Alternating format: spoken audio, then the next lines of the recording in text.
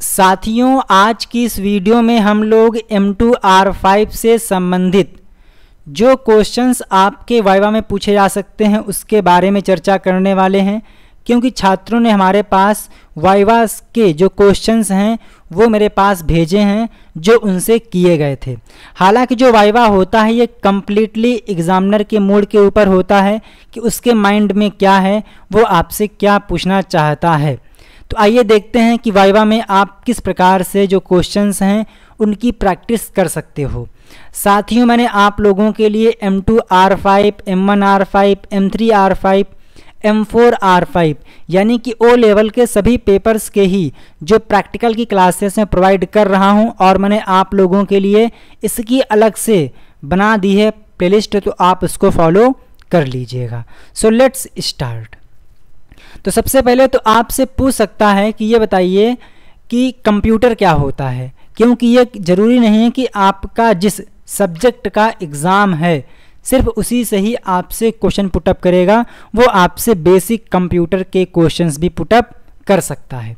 तो आप बोल सकते हो कि कंप्यूटर एक इलेक्ट्रॉनिक मशीन या डिवाइस है जिसमें हम इनपुट की तौर पर डेटा देते हैं, प्रोसेसिंग यूनिट के द्वारा उसको प्रोसेस करने के बाद हमें आउटपुट डिवाइस पर इंफॉर्मेशन के रूप में मिलता है। अच्छा, किन्हीं दो इनपुट डिवाइस के नाम बताओ, तो आप बोल सकते हो माउस और कीबोर्ड। किन्हीं दो आउटपुट डिवाइस के नाम, तो आप बोल सकते हो प्रिंटर, है ना, प्रिंटर हो गया, स्पीकर हो गया और मॉनिटर हो गया। अच्छा, ये बताइए कि www का फुल फॉर्म क्या होता है।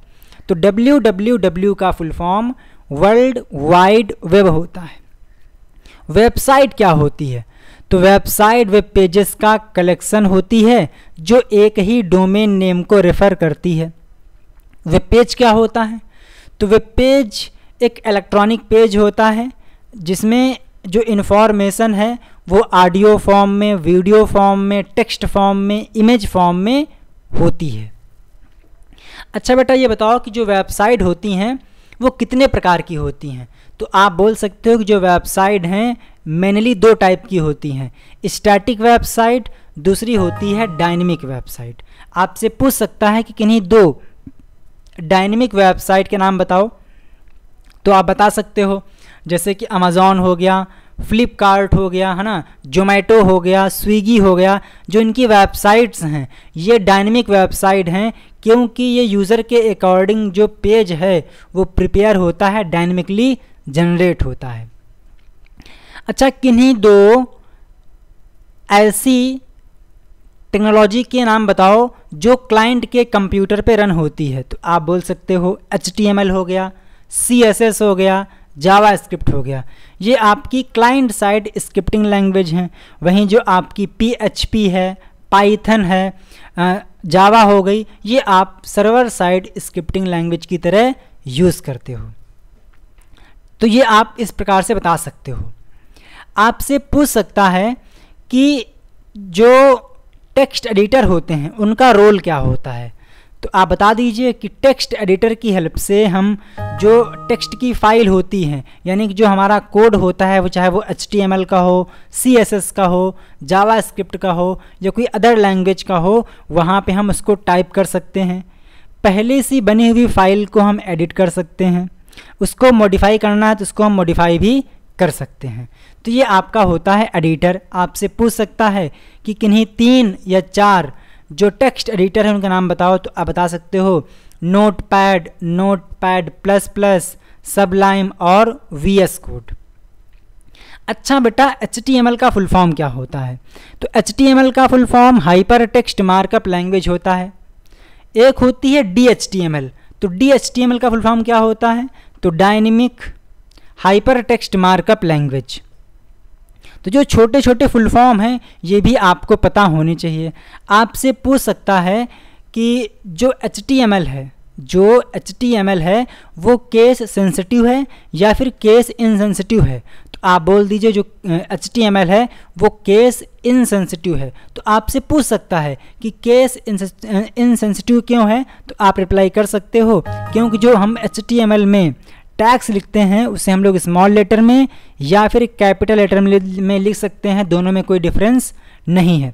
अगर आप लोगों ने वीडियो को लाइक नहीं किया है तो वीडियो को लाइक कर दीजिए और चैनल को सब्सक्राइब कर लीजिए।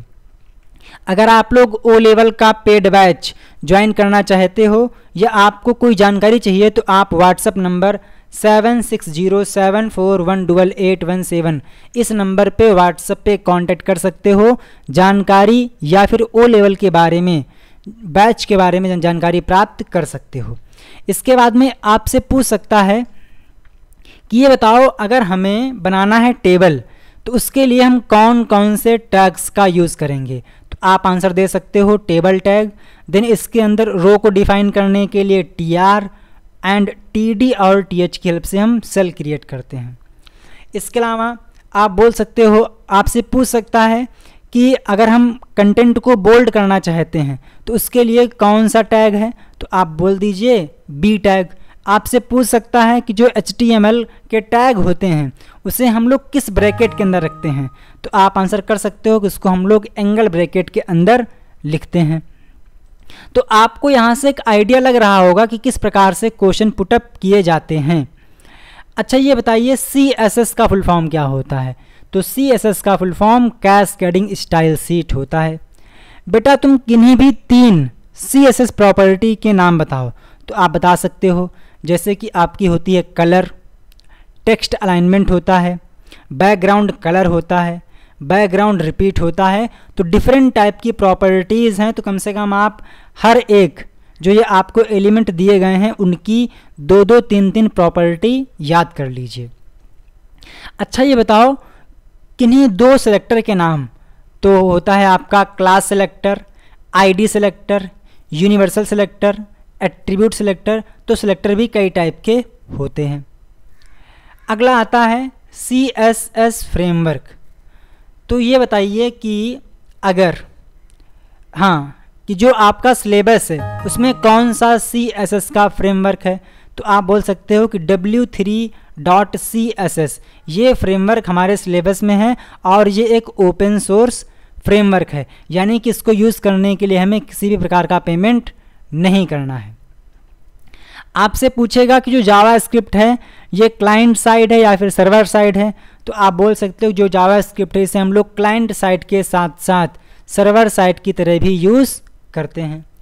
अच्छा ये बताओ कि मान लीजिए आप जावा स्क्रिप्ट में काम कर रहे हो और आपको फंक्शन क्रिएट करना है, तो आप कौन से कीवर्ड का यूज़ करोगे, तो आंसर आएगा फंक्शन कीवर्ड का यूज़ करते हैं। वहीं वेरिएबल को डिक्लेयर करने के लिए हम where कीवर्ड का यूज़ करते हैं। अच्छा ऑपरेटर क्या होता है, तो आप बता दीजिए कि ऑपरेटर एक ऐसा सिंबल है जो ये डिसाइड करता है कि जो ऑपरेंड्स हैं, वैल्यूज़ हैं, उस पर कैसा टास्क करना है। कौन डिफाइन करता है, ऑपरेटर। और अगर आपसे पूछे कि किन्हीं 3 ऑपरेटर के नाम बताओ, तो आप बता सकते हो arithmetic operator, assignment operator, logical operator, bitwise operator. तो ये सब क्या हैं, ऑपरेटर्स के टाइप हैं। अच्छा ये बताइए कि सिंपल से शब्दों में कि किन्हीं 2 कंडीशनल स्टेटमेंट के नाम, तो आप बता सकते हो कि इफ़, एल्स और स्विच। ये क्या हैं, ये आपके दोनों ही कंडीशनल स्टेटमेंट होते हैं। कीवर्ड क्या होता है, तो कीवर्ड एक रिजर्व वर्ड होता है जिसकी वर्किंग कंपाइलर को या इंटरप्रेटर को पहले से मालूम होती है, और ऐसे वर्ड को हम एज आ वेरिएबल नेम, एज आ फंक्शन नेम यूज़ नहीं कर सकते हैं। ठीक है जी। अच्छा फ़ोटो एडिटर का कोई एग्जांपल बताओ, तो आप बता सकते हो फ़ोटोशॉप। फ़ोटोशॉप क्या है, एक फ़ोटो एडिटर है जहाँ पे आप लोग जो फ़ोटो है उसको एडिट कर सकते हो, उसमें बदलाव कर सकते हो। अगला चैप्टर आता है web publishing and browsing. SGML का फुल फॉर्म क्या होता है, तो standard generalised markup language SGML का फुल फॉर्म होता है। HTTP का फुल फॉर्म क्या होता है, तो hyper text transfer protocol HTTP का फुल फॉर्म होता है। FTP का फुल फॉर्म, तो फाइल ट्रांसफ़र प्रोटोकॉल FTP का फुल फॉर्म होता है। वहीं आपसे पूछेगा कि जो सर्वर साइड का कोड होता है वो कहाँ पर एग्जीक्यूट होता है, तो आंसर आएगा सर्वर पर एग्जीक्यूट होता है। तो इस प्रकार से आपको आइडिया लग रहा होगा कि आपसे एग्जामिनर किस प्रकार के क्वेश्चन पूछेगा। क्वेश्चन ज़्यादा टफ नहीं होते हैं, मीडियम लेवल के और इजी लेवल के होते हैं।